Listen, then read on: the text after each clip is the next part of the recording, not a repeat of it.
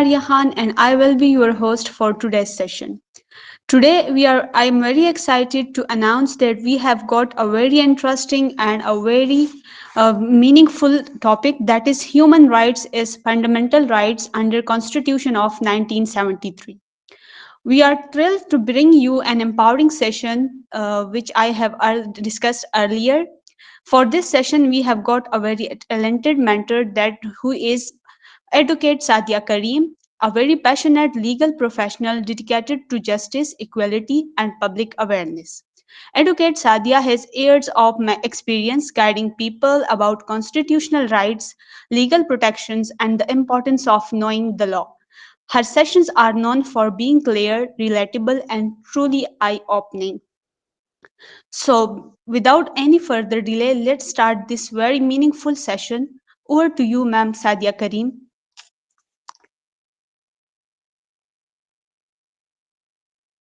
अस्सलाम वालेकुम मैम। वालेकुम सलाम। मैम थैंक आप अगर स्क्रीन शेयर करना चाहती है तो आपके साथ एक थ्री डॉट्स आएंगे। अगर आप जी जी अपने स्क्रीन में देख लें, जी जी। उस तीन डॉट्स को वो करे, क्लिक करे, वहां पे एक एरो का बटन आएगा। ओके। एरो आ रहा है तो उस एरो को क्लिक करके आप स्क्रीन शेयर कर सकती है, जो भी शेयर करना है अपने।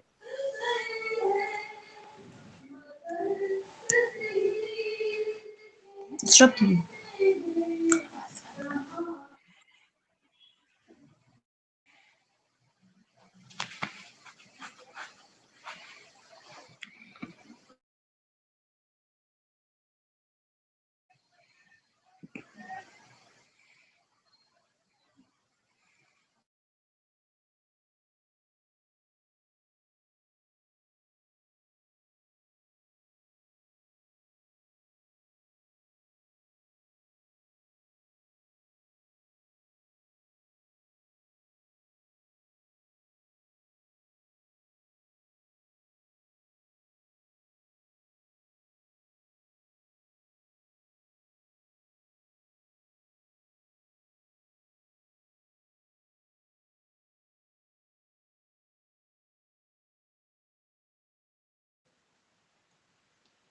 स्क्रीन शो हो रही है? जी जी, स्क्रीन शो हो रही है आपकी, लेकिन आपने वो स्क्रीन शेयर ही नहीं की। वो हमारे जो सेशन है उसका वो स्क्रीन शेयर हो रहा है, स्लाइड्स नहीं है आपके।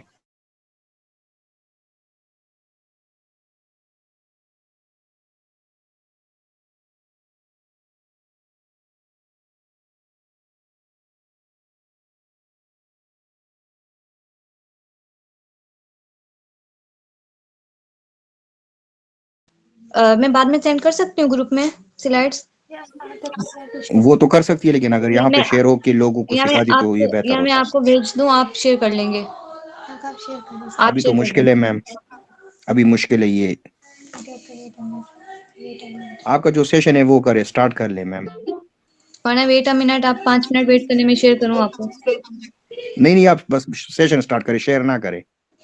चलें ठीक है। Thank you, thank you. Thank you for such a great introduction. Assalamu alaikum everyone. I warmly welcome you all to today's webinar on a very important topic. Today we will discuss about human rights under Constitution Fundamental Rights, Article 8 to 28. Human rights इन पाकिस्तान। अब human rights क्या है? Human rights वो बुनियादी हकूक जो हर इंसान को पैदाइश से मिलते हैं, simply because they are human. This rights include right to life, freedom, equality, education, fair trial for etcetera. In Pakistan, human rights are mainly protected under the Constitution of 1973। तो आर्टिकल 8 to 28 भी इसी में ही होता है, इसी में ही आते हैं। What are fundamental rights? Fundamental rights क्या हैं? फंडामेंटल राइट्स वो बेसिक राइट्स होते हैं जो कि सिटीजन को दिए जाते हैं स्टेट की तरफ से। अब इसमें एक क्वेश्चन आता है कि फंडामेंटल राइट किस लिए बना है? तो फंडामेंटल राइट्स स्टेट की वेलफेयर के लिए बना है। जैसे एक स्टेट में, एक कंट्री में अमन तब होगा, लॉ एंड ऑर्डर तब मेंटेन होगा जब फंडामेंटल राइट्स लोगों को दिए जाएंगे। फंडामेंटल राइट्स स्टार्ट करते हैं article number 8 to 28 constitution under Islamic Republic of Pakistan 1973। Article number 8 मैंने आप लोगों के लिए स्लाइड बनाई थी, उसके लिए सॉरी, थोड़ा सा इशू आ रहा है स्लाइड में, वो मैं आपको बाद में सेंड कर दूंगी। तो laws in inconsistent with or in derogation of fundamental rights are void. अब यहाँ पे दो वर्ड यूज किए गए हैं ज्यादा, लॉज इन इनकॉन्सिस्टेंट, और सेकंड वर्ड यूज किया गया है लॉज इन ड्रोगेशन इस आर्टिकल नंबर 8 में। तो इस आर्टिकल में दो चीजों की बात हुई है, जो दो वर्ड ज्यादा यूज किए गए हैं वो इनकॉन्सिस्टेंट। अब इनकॉन्सिस्टेंट का मतलब क्या है? इनकॉन्सिस्टेंट का मतलब है मुतजाद। तो जो इनकॉन्स्टेंट का मतलब इस आर्टिकल में क्या बात हुई है, ऐसे लॉज जो कि मुतजाद हो, इनकॉन्सिस्टेंट हो फंडामेंटल राइट्स के, वो लॉज क्या होंगे? वाइड होंगे। Laws against fundamental rights are void means कोई भी लॉ ऐसा नहीं बनाया जाएगा जो फंडामेंटल राइट्स के अगेंस्ट हो। अगर पहले से ही कोई ऐसा लॉज बने होंगे जो इनके फंडामेंटल राइट्स के अगेंस्ट होंगे, तो वो 2 साल के अंदर लॉज को चेंज करेंगे। मीन्स के अगर कोई फंडामेंटल राइट्स के अगेंस्ट लॉ होगा तो वो 2 साल तक चेंज हो जाएगा। अगर जैसे अब मैं आपको एक एग्जांपल बताती हूँ, अगर कोई बिल ऐसा पास होता है जिसका कोई क्लॉज अगेंस्ट होता है फंडामेंटल राइट्स के, जो जिस हद तक फंडामेंटल राइट्स वायोलेशन कर रहे होंगे, वो बिल वहां तक उसको खत्म कर दिया जाएगा। अब इसमें सेकंड पॉइंट आता है, state shall not make any law against fundamental rights. अब यहाँ पर बात हो रही है स्टेट की। स्टेट को भी ऐसी चीज की इजाजत नहीं है कि वो कोई भी ऐसा लॉ बनाए जो फंडामेंटल राइट्स के क्या हो? अगेंस्ट हो। तो ये आर्टिकल नंबर 8 में ये दो पॉइंट्स हैं, laws against fundamental rights are void, और सेकंड पॉइंट है state shall not make any law against fundamental rights. अब नेक्स्ट आर्टिकल है article number 9, security of person. Security of person से क्या मतलब? ये हर पर्सन को, हर सिटीजन के फंडामेंटल राइट्स होते हैं। Right of what? कौन से राइट्स होते हैं? तो right of life and right of liberty. तो लाइफ का यहाँ पर ये मतलब नहीं है, एक ब्रॉड मतलब है यहाँ पर। लाइफ की मीनिंग, एक ब्रॉड मीनिंग यहाँ पर कि ऐसा है कि लाइफ का ये मतलब नहीं होता कि किसी का सिर्फ और सिर्फ मर्डर करना। यहाँ पे एक एग्जांपल है कि अगर कोई किसी के बाजू काट दे या कोई किसी के बॉडी के ऑर्गन ज़ाया कर दे, तो ये भी एक लाइफ में आता है। तो इस आर्टिकल नंबर 9 के अकॉर्डिंग हर पर्सन का ये राइट है कि उसे सिक्योरिटी फराहम की जाए लाइफ की। और अब यहाँ पे आर्टिकल नंबर 9 में मैंने दो वर्ड यूज़ किए हैं, article life, right of life and right of liberty. अब लिबर्टी क्या चीज़ है? लिबर्टी किसे कहते हैं? हम फ्री, लिबर्टी कहते हैं फ्री फ्रॉम कंट्रोल, किसी के कंट्रोल में ना ही कोई बंदा वो फ्री हो, बिल्कुल उसको फ्रीडम हो, किसी के कंट्रोल में ना हो। तो ये है आर्टिकल नंबर 9 में, आर्टिकल नंबर 9 का right of life and right of liberty. अब नेक्स्ट आर्टिकल में आते हैं, आर्टिकल नंबर 10। अब आर्टिकल नंबर 10 क्या है? Safe guard as to arrest and detention.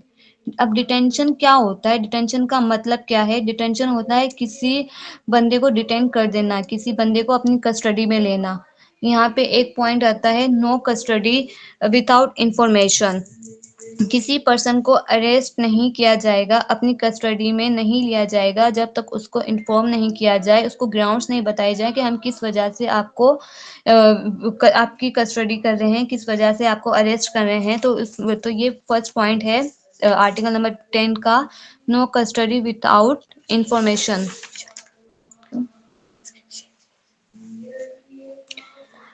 Legal protection of his choice, second point है legal protection of his choice. उस person को राइट होगा अपनी मर्जी का लॉयर हायर करना। क्या मतलब? Legal protection of his choice means किस पर्सन को राइट होगा? जैसे हमें अपना राइट है अपना वकील खुद हायर करना, तो ऐसे ही उसके legal protection of his choice. अब थर्ड पॉइंट है, produce before magistrate within 24 hours, section 61 CrPC. Means इलाका मजिस्ट्रेट के सामने उसको अरेस्ट करने के बाद 24 आवर्स के अंदर उसको इलाका मजिस्ट्रेट के बाद पेश किया जाए। आर्टिकल नंबर 10 क्या कहता है? कि किसी भी बंदे को बिना इन्फॉर्म किए गए, बिना उनको ग्राउंड बताए गए हम आपको हमने क्यों अरेस्ट किया, ये आर्टिकल नंबर 10 में आता है। No custody without information. Second point आता है legal protection of his choice. Third point produce before magistrate within 24 hours. अब नेक्स्ट आर्टिकल नंबर 10A। अब आर्टिकल नंबर 10A क्या बताता है? Right to fair trial. अगर किसी पर्सन को डिटेन किया जाए, अगर किसी पर्सन को डिटेन किया हुआ है, तो अरेस्ट किया हुआ है, तो उसको राइट है, right of due process, right of lawyer. Court should be impartial. Court के इम्पार्शियल होना चाहिए, कोर्ट को बायस नहीं होना चाहिए, कोर्ट को सबूत, प्रूफ, एविडेंस दिखाते हुए फैसला करना चाहिए किसी पर्सन का। तो article number 10A right to fair trial, मतलब कि कोर्ट को बायस भी नहीं होना चाहिए, कोर्ट को एविडेंस, सबूत सब देखते हुए फैसला करना चाहिए किसी पर्सन का। अब next article 11। Slavery force labour etcetera is prohibited. Means के स्लेवरी मीन्स गुलामी। किसी को अपनी गुलामी नहीं करवा सकते हैं, फोर्स नहीं करवा सकते हैं, जबरदस्ती नहीं करवा सकते हैं किसी से काम करवाने के लिए। उसकी अपनी मर्जी होनी चाहिए काम करने के लिए, किसी को जोर जबरदस्ती किसी के ऊपर नहीं कर सकते हैं। और उसके बाद आर्टिकल नंबर हमें 11 ये भी बताता है कि अगर कोई छोटा बच्चा जो 14 ईयर का हो, उसकी उम्र बच्चे की छोटी हो, तो वो किसी फैक्ट्री में काम नहीं कर सकता, उस या किसी माइन में काम नहीं कर सकता। उसे मजबूर नहीं कर सकते कि आप इस फैक्ट्री में काम करो। उसकी खुद की मर्जी है, अगर वो चाहे तो वो काम कर सकता है, अगर वो नहीं चाहे तो वो नहीं कर सकता। उसकी खुद की मर्जी है। आर्टिकल नंबर 12 कहता है प्रोटेक्शन अगेंस्ट रिट्रोस्पेक्टिव पनिशमेंट। अब रिट्रोस्पेक्टिव पनिशमेंट का क्या मतलब है? सबसे पहले मैं बताऊंगी रिट्रोस्पेक्टिव बोलते किसको हैं। अब रिट्रोस्पेक्टिव बोलते हैं एप्लीकेबिलिटी ऑन प्रीवियस लॉ। मतलब कि एक पर्सन है, अब मैं पहले पॉइंट बता दूं, नो पनिशमेंट ऑफ एक्ट और omission which is not punishable by law at that time of act or omission। मतलब कि एक पर्सन है, उसने एक क्राइम कमिट किया है, लेकिन जिस टाइम पे वो क्राइम कमिट किया है उस टाइम उसकी कोई पनिशमेंट लॉ प्रेस्क्राइब नहीं की जाएगी, और बाद में कुछ अरसे के बाद लॉ की तरफ से एक प्रेस्क्राइब हो जाता है, पर उस पर्सन को उस एक्ट और ओमिशन की पनिश नहीं मिलेगी जो उसने तब पनिशमेंट की होगी। मतलब उसने अगर 2 साल कोई 2 साल पहले उसको सजा मिली है और 2 साल बाद कोई लॉ चेंज हुआ है कि उसकी के कत्ल करने की सजा 2 साल पहले 2 साल की है और 2 साल बाद कत्ल करने की सजा 4 साल की हो गई है, तो उसको 4 साल की सजा नहीं मिलेगी। जिस ईयर में उसको सजा मिली है 2 साल की, तो वो 2 साल की ही उसको सजा मिलेगी, वो बढ़ेगी नहीं, 4 साल की नहीं होगी। मतलब न्यू लॉ की वो उसके मुताबिक नहीं होगी, वो पुराने लॉ में ही उसको सजा मिलेगी। अब इसका सेकंड पॉइंट है नो ग्रेटर और different kind of penalty. Means कि एक पर्सन ने एक क्राइम कमिट किया है, उसको उतनी ही सजा मिलेगी, उतनी ही किस्म की सजा मिलेगी जो लॉ ने बताई है, उसके अलावा उसको ग्रेटर पेनल्टी नहीं मिलेगी। Article number 13। आर्टिकल नंबर 13 बताता है protection against double punishment and self incrimination. अब आर्टिकल नंबर 13 में दो चीजों के बारे में बताया गया है, एक डबल पनिशमेंट के बारे में, सेकंड बताया गया है सेल्फ इंक्रिमिनेशन के बारे में बताया गया है। अब डबल पनिशमेंट क्या है? फर्स्ट पॉइंट तो हमें ये देखना है कि डबल पनिशमेंट है क्या। तो no person for same offence more than one. मतलब एक पर्सन को एक ऑफेंस की एक बार ही सजा मिलेगी, दोबारा उसे दोबारा ऑफेंस की सजा नहीं मिलेगी। मीन्स के अगर एक पर्सन ने अगर कोई एक पर्सन ने एक उसको सजा मिली है एक दफा की कि उसने 1 साल की उसको सजा मिली है, तो वो 1 साल की ही सजा काटेगा, ना कि वो 2 साल की सजा काटेगा। तो एक पर्सन को एक ही ऑफेंस की सजा मिलेगी। अब सेकंड पॉइंट यहाँ पे आता है no one can be compelled to witness against himself. अब आर्टिकल नंबर 13 में ये भी बताया गया है किसी को आप मजबूर नहीं कर सकते अपने ही खिलाफ गवाही देने के लिए। मतलब मुझे गवाही देनी है तो मैं किसी और को मजबूर कर रही हूँ कि आप गवाही दो, तो ऐसा नहीं हो सकता कि मैं उसको मजबूर नहीं कर सकती कि आप गवाही दो, जबरदस्ती नहीं कर सकती। तो आर्टिकल नंबर 13 में ये बताया गया है। अब next article number 14। Article number 14 क्या है? इनवायोलेबिलिटी ऑफ डिग्निटी ऑफ मैन। अब डिग्निटी ऑफ मैन क्या है? हर पर्सन को ये फंडामेंटल राइट्स होता है कि उसकी इज्जत महफूज रहे, कि उसकी इज्जत महफूज रहे, उसकी डिग्निटी को सिक्योरिटी दी जाए। अब सेकंड है प्राइवेसी ऑफ होम। अब देखा जाए तो लोग घरों के सामने रश कर लेते हैं, तो ये चीज़ भी गलत है। एक प्राइवेसी होनी चाहिए घर की। तो ये भी आर्टिकल नंबर 14 बताता है कि privacy of home, dignity of man और not torture for purpose of extracting evidence, means कि किसी को टॉर्चर नहीं किया जाएगा किसी तरह के एविडेंस निकलवाने के लिए। Next article number 15, freedom of movement, right to remain in inter or more freely throughout Pakistan, resides and settle in any part thereof। मतलब कि फ्रीडम ऑफ मूवमेंट के हर पर्सन को राइट है कि वो आराम से इजीली पाकिस्तान में इंटर हो सकते हैं या इजीली पाकिस्तान से बाहर मुल्क में भी, बाहर कंट्री में भी मूव कर सकता है, इजीली उनको राइट है। अब सेकंड है article number 16, freedom of assembly, right to assemble peaceful without arms, means के अब freedom of assembly article number 16 के अगर आप स्टेट में या किसी कंट्री में कोई किस्म का प्रोटेस्ट करते हैं तो वो आप पीसफुली तरीके से कर सकते हैं। ज़रूरी नहीं झगड़ा करके किया जाए या किसी का मर्डर किया जाए, प्रोटेस्ट करने के दौरान के मर्डर करें या कोई आर्म्स यूज़ करें, आर्म्स मीन्स के वेपन्स वगैरह कोई यूज़ करें, नहीं। तो ये एक स्टेट के लॉ एंड ऑर्डर को मेंटेन रखता है। विदाउट आर्म अगर करेंगे प्रोटेस्ट तो लॉ एंड ऑर्डर को मेंटेन करते हैं। तो फ्रीडम ऑफ असेंबली में ये बताया गया है। अब फ्रीडम ऑफ एसोसिएशन, एसोसिएशन का मीन्स का मतलब क्या है, जोड़ना, मतलब एसोसिएशन और यूनियन फॉर सॉवरेनिटी और integrity of Pakistan, public order और मोरालिटी, मीन्स के एसोसिएशन किसी यूनियन को जोड़ना और पाकिस्तान में किसी, जैसे किसी यूनियन को जोड़ के रखना, तो वो क्या आता है आर्टिकल नंबर 17 में आता है कि हर पर्सन को राइट है हर चीज को जोड़ के रखना। अब article number 18, freedom of trade business and profession, trade means तिजारत।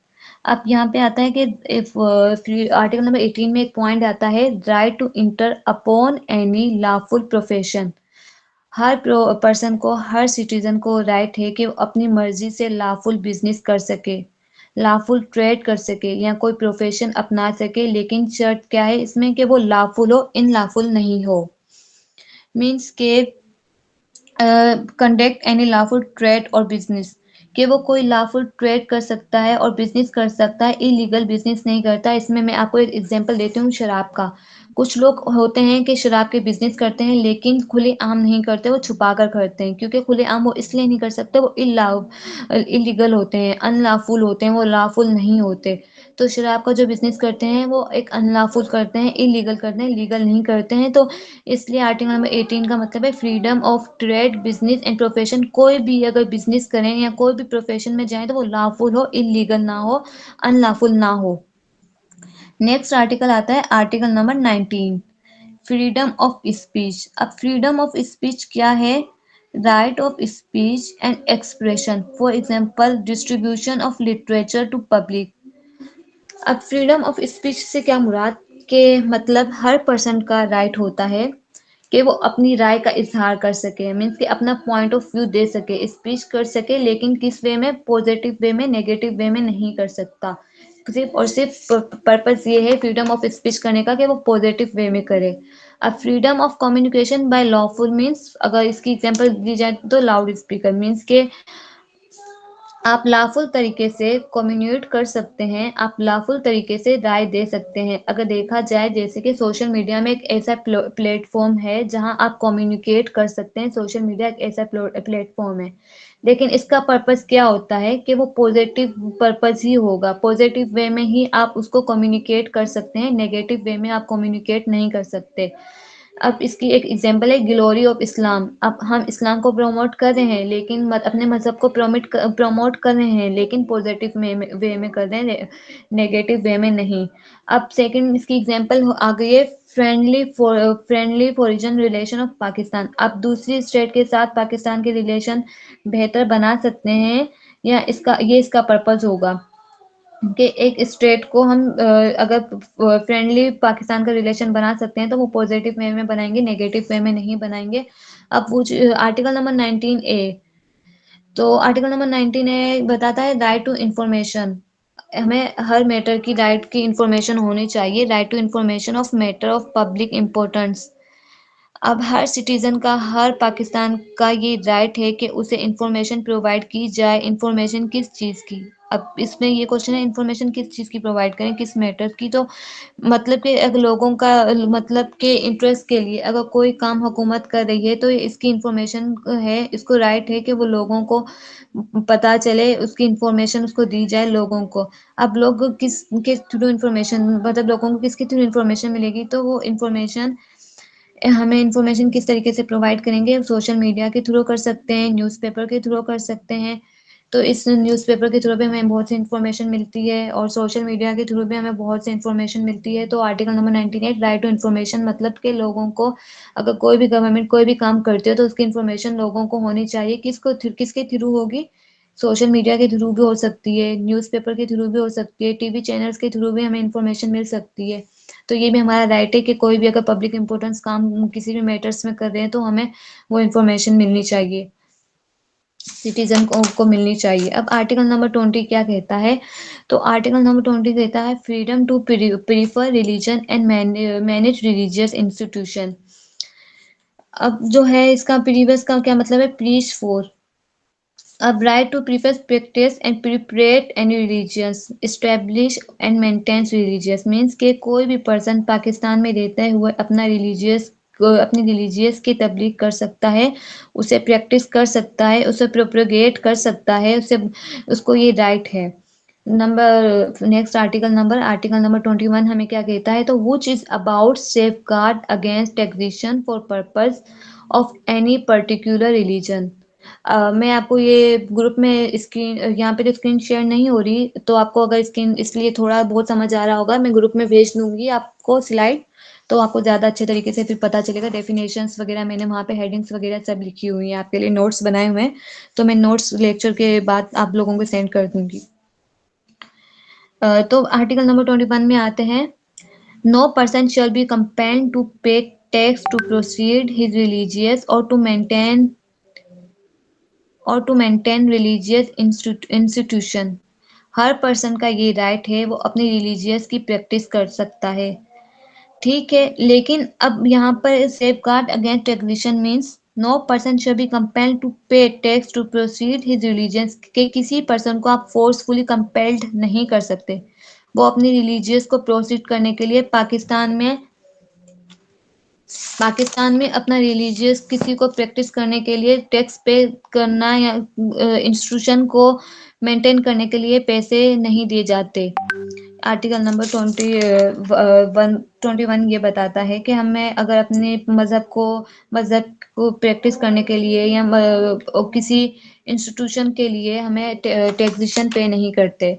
आर्टिकल नंबर 22 कहता है safe guard as to educational and institution in respect of religious etcetera.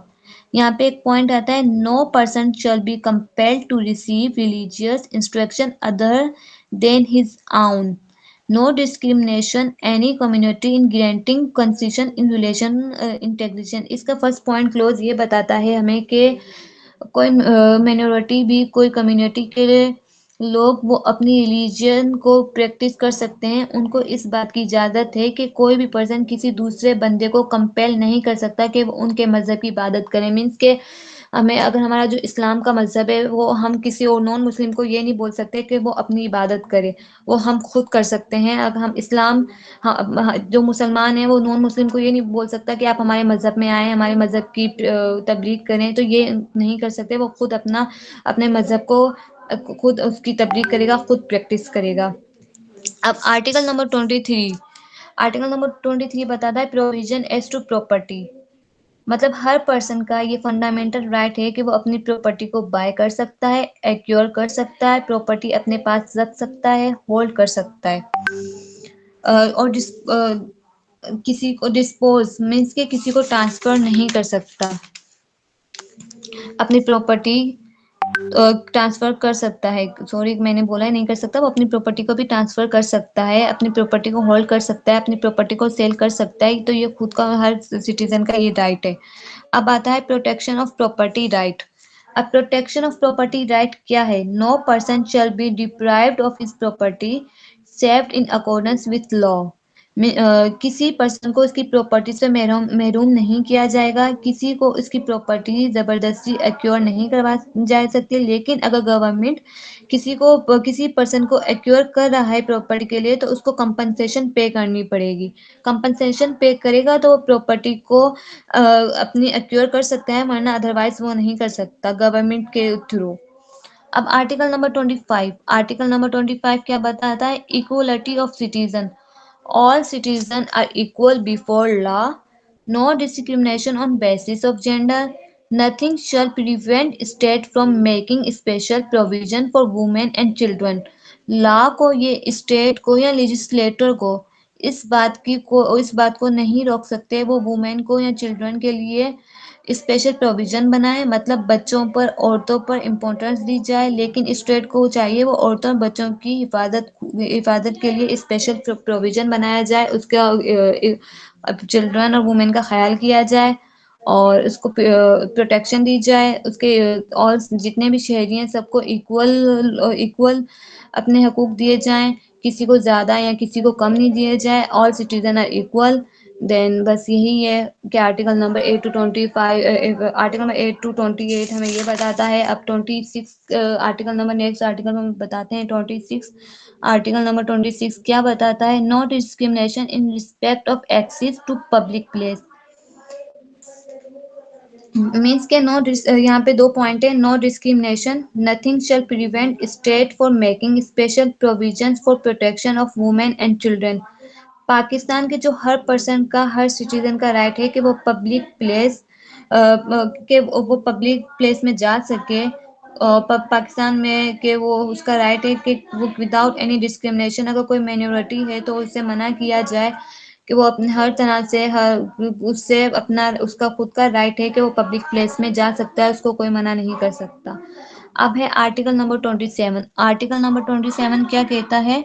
Safe guard against discrimination in service.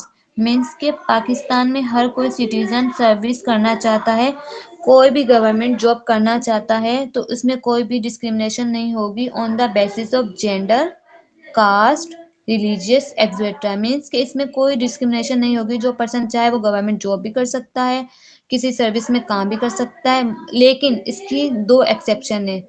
जब वो 40 ईयर से ज़्यादा वो नहीं कर सकता, और दूसरी कि स्टेट ने अगर किसी की रिजर्व सीट ना रखी हो, मीन्स के जो अगर स्पेसिफिक जेंडर है, स्टेट ने उसके लिए एक रिजर्व सीट रखी है कि इसको इस पोस्ट को यही ज़्यादा अच्छे तरीके से यूज़ कर सकता है, अच्छे तरीके से इस पोस्ट को ये जॉब कर सकता है, इसके लिए ये फिट है। तो उसके इन दो एक्सेप्शन के आर्टिकल नंबर 27 बताता है कि इस दो एक्सेप्शंस हैं जिसकी वजह से वो गवर्नमेंट जॉब में इसकी डिस्क्रिमिनेशन होगी, वरना अदरवाइज वो डिस्क्रिमिनेशन नहीं कर सकता कोई भी सिटीजन।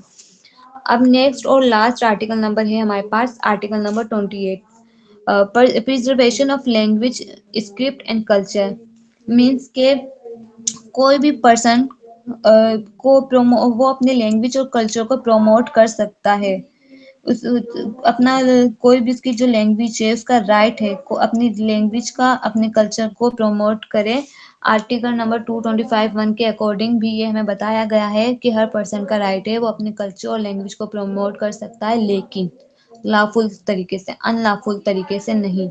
वो लॉफुल तरीके से अपने कल्चर को प्रमोट कर सकता है और अपने इंस्टीट्यूशन को इस्टेब्लिश भी कर सकता है लॉफुल तरीके से, अनलॉफुल तरीके से नहीं। आर्टिकल नंबर 8 to 28 हमें ये बताता है। अगर किसी को समझ आई तो ठीक है, अगर नहीं आई तो आप दोबारा से अगर कुछ पूछना चाहते हो तो पूछ सकते हैं, जो आपको चीज़ समझ ना आई हो।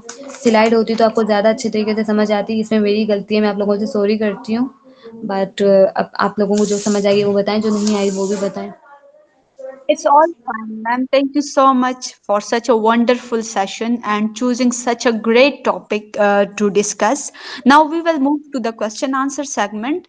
I will request all the participants if they are not clear about a point and if they have some questions about the topic, so you may really ask in the chat box.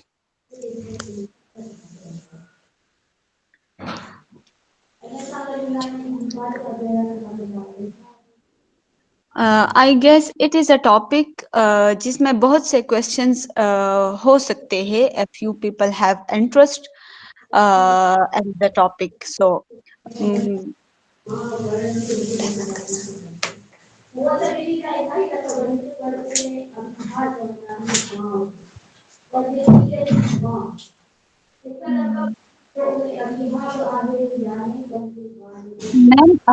मेरा एक question है if you answer me so I will be really grateful कि जिस तरह हम ये human rights पढ़ रहे हैं और जिस तरह आपने समझाया इट वाज वेरी वंडरफुल लेकिन being an individual of this society हम देखते हैं कि बहुत सी वायलेशंस हो रही है फंडामेंटल राइट्स की ह्यूमन राइट्स की and our society and specially in the remote areas of our country so being individual हम कैसे वायलेशन को रोक सकते हैं या फंडामेंटल राइट्स को प्रमोट करने के लिए ह्यूमन राइट्स को प्रमोट करने के लिए हम किस तरह अपना रोल प्ले कर सकते हैं being an individual of the society हम उनको जैसे अभी हमने वेबिनार किया है, वेबिनार के थ्रू भी बता सकते हैं और लोगों के पास जाकर उनको हम ये आर्टिकल्स बता सकते हैं। किसी को, बहुत लोगों को पता भी होता है इन आर्टिकल्स के बारे में, किसी को नहीं भी इन्फॉर्म होता, तो हम उन आर्टिकल्स को बता सकते हैं कि ये हमारे हकूक हैं, हमें लॉ से मिले गए हैं, हमें खुद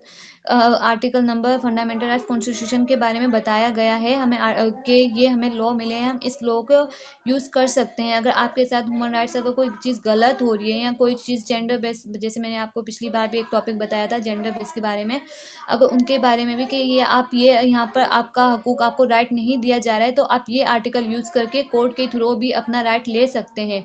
तो ऐसे हम उनको बहुत से न्यू सोशल मीडिया के थ्रू भी बता, आजकल तो सोशल मीडिया भी बहुत इन हो गया है, सोशल मीडिया के थ्रू उनको वेबिनार करके, सेमिनार्स करके बहुत से उससे हम उनको बता सकते हैं, अवेयरनेस कर सकते हैं। Thank you, ma'am. Thank you, ma'am. I think our participants, we have got so few participants in this session, but still, the session was very wonderful. You shared some basic and fundamental rights of the humans, which were that we have all have the right to life, we all have the right to security, and uh, तो it was all about today's session यहाँ पर मैं एक बात add करना चाहूँगी if you give me permission ma'am Sadia ji, जी, बिल्कुल। Yes. Um, um, talking about human rights, I will must add a point here that human rights and basic fundamental rights comes with responsibility. Uh, how like अगर हम देखें कि एक दूसरे बंदे की ह्यूमन राइट्स है for example I have the right to life so it is the responsibility of another individual to respect that right जिस तरह मैं I have the right to expression so it also comes with responsibility I cannot express such ideas or such जी, thoughts that थोड़ी hurt सा। the feelings of others whenever we talk about human rights so we must be aware of our responsibilities also and as Ma'am Sadia has discussed earlier that if we spread the awareness about human rights and we implement the human rights in our society, so it will better benefit our society and it will help us to build a very wonderful and a very developmental society. So it was all about today's session. Thank you so much, ma'am, for having your time and choosing such a very great topic to be discussed. I guess we need some more and more sessions about such topics because these topics are the real essence of our society, and it is the need of the time. It is the need of the time to know more and more about such topics, so that our younger generation will be empowered with their rights and also with their duties. So thank you everyone for joining us today. Inshallah, we will have another session for tomorrow. Till that, take care of yourselves and Allah Hafiz. Thank you so much. और मैं आपको group में वो slides send कर देती हूँ, आप लोग वो भी देख लीजिएगा ताकि आप लोगों को अच्छे तरीके से समझ आ जाए। Inshallah, for sure, ma'am. You can Okay, share ma'am. that with us. And sorry for all कि आपको मेरी वजह से थोड़ा सा परेशानी हुई, बट इंशाल्लाह next time All I will fine. Thanks to you, ma'am, for having your time and giving us such a wonderful session. Actually, thanks to you, ma'am. No no it's okay, thank you all of you.